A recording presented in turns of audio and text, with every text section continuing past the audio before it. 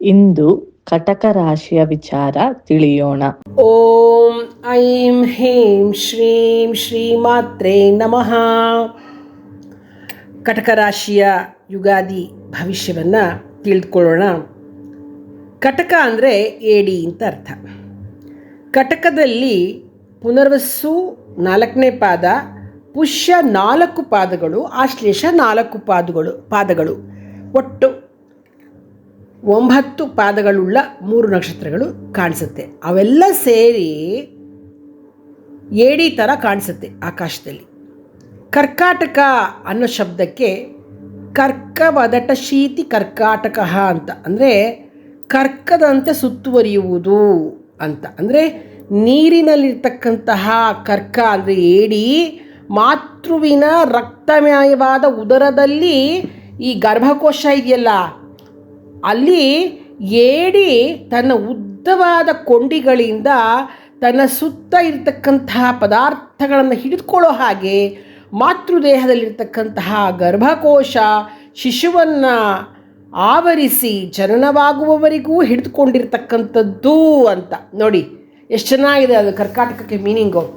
ಕರ್ಕಾಟಕ ಅನ್ನೋ ಪದಕ್ಕೆ ಕೌಭೂಮೋ ಶೀಯತ ಇತಿ ತೀಯತ ಇತ್ರಿ ಕುಳಿರಹ ಹೋತಿ ಜನನೀಂ ಕರ್ಕಟ ಕ್ರೀನ್ ಹಿಂಸಾಯಾಮ್ ಅಂತ. ಅಂದರೆ ತಾಯಿಗೆ ಗರ್ಭವು ಹೆಂಗೆ ಕೂಡ್ಕೊಂಡಿರುತ್ತಲ್ಲ, ಅದಕ್ಕೆ ಅದನ್ನು ಗರ್ಭಕೋಶಕ್ಕೆ ಕರ್ಕಾಟಕ ಅಂತ ಕರೀತಾರೆ. ಅದಕ್ಕೆ ಅಧಿಪತಿ ಚಂದ್ರ ಆಗಿರ್ತಾನೆ. ಚಂದ್ರ ಮಾತೃಕಾರಕ, ಆದ್ದರಿಂದ ಇದು ಮಾತೃದೇಹದ ತತ್ವವೇ ಈ ಕರ್ಕಾಟಕ ರಾಶಿಯಾಗಿದೆ. ಮತ್ತು ಆವೃತವಾಗಿದೆ ಅಲ್ಲಿ ನೀರಿನಿಂದ ಅಂತಂದರೆ ಗರ್ಭಕೋಶದಲ್ಲಿ, ಜಲದಿಂದ ಅಂತಂದರೆ ರಕ್ತದಿಂದ, ಅಂದರೆ ಅದು ಜಲತತ್ವಕ್ಕೆ ಸಂಬಂಧಿಸ್ತಕ್ಕಂಥದ್ದು. ಯಾಕೆಂದರೆ ಚಂದ್ರ ಜಲಗ್ರಹ ಮತ್ತು ಜಲತತ್ವಕ್ಕೆ ಈ ರಾಶಿ ಸಂಬಂಧಪಟ್ಟಿದೆ. ಅದಕ್ಕೆ ಇದನ್ನು ವಾಟರಿ ಸೈನ್ ಅಂತ ಇಂಗ್ಲೀಷಲ್ಲಿ ಕರಿತೇವೆ. ಈ ರಾಶಿಯಲ್ಲಿ ಜನಿಸಿರ್ತಕ್ಕಂಥವರು ಹೇಗಪ್ಪ ಅಂತಂದರೆ ಎಮೋಷನಲ್, ಭಾವನಾತ್ಮಕ ಜೀವಿಗಳಾಗಿರ್ತಾರೆ. ಕರ್ಕಾಟಕ ರಾಶಿಯವರೇ, ನಿಮಗೆ ಈ ವರ್ಷ ಆದಾಯ ಹೆಚ್ಚಿರುತ್ತೆ, ಖರ್ಚು ಕಡಿಮೆ ಇರುತ್ತೆ, ಆರೋಗ್ಯವು ಚೆನ್ನಾಗಿರುತ್ತೆ.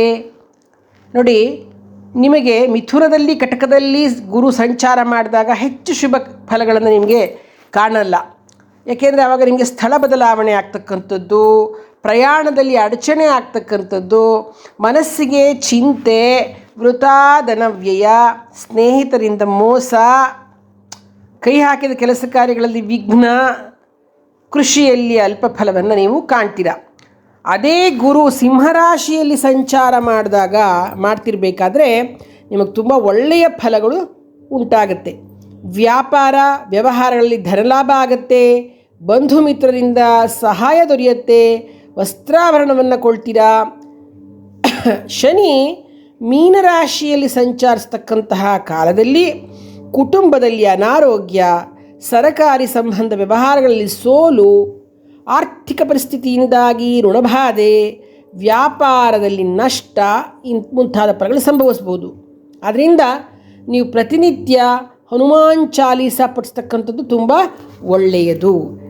ಇನ್ನು ಈ ರಾಶಿಯಲ್ಲಿ ಬರ್ತಕ್ಕಂತಹ ನಕ್ಷತ್ರವಾಗಿರ್ತಕ್ಕಂತಹ ಪುನರ್ವಸು ನಕ್ಷತ್ರ, ಕರ್ಕಾಟಕ ರಾಶಿಯಲ್ಲಿ ಹುಟ್ಟಿದವರು ಶ್ರೀರಾಮರಕ್ಷಾ ಮಂತ್ರವನ್ನು ಪ್ರತಿನಿತ್ಯ ಪಠಿಸ್ತಕ್ಕಂಥದ್ದು ಬಹಳ ಒಳ್ಳೆಯದು. ಶ್ರೀರಾಮರಕ್ಷಾ ಮಂತ್ರ ಅದು ಒಳ್ಳೆ ಪ್ರೊಟೆಕ್ಷನ್ ಕೊಡುತ್ತೆ ನಿಮಗೆ. ಇನ್ನು ಪುಷ್ಯ ನಕ್ಷತ್ರದಲ್ಲಿ ಜನಿಸ್ತಕ್ಕಂಥವರು ಪ್ರತಿನಿತ್ಯ ಹನುಮಾನ್ ಚಾಲೀಸಾವನ್ನು ಹೇಳ್ಕೊಳ್ತಕ್ಕಂಥದ್ದು. ಆಶ್ಲೇಷ ನಕ್ಷತ್ರದಲ್ಲಿ ಜನಿಸಿರ್ತಕ್ಕಂಥವರು ವಿಷ್ಣು ಸಹಸ್ರನಾಮವನ್ನು ಪ್ರತಿನಿತ್ಯ ಪಾರಾಯಣ ಮಾಡ್ತಕ್ಕಂಥದ್ದನ್ನು ಮಾಡ್ಕೊಳ್ತಾ ಬರೋದ್ರಿಂದ ಯಾವ ದೋಷಗಳೂ ಉಂಟಾಗುವುದಿಲ್ಲ, ಅಂದರೆ ಉಲ್ಬಣಗೊಳ್ಳುವುದಿಲ್ಲ. ಶುಭಮಸ್ತು.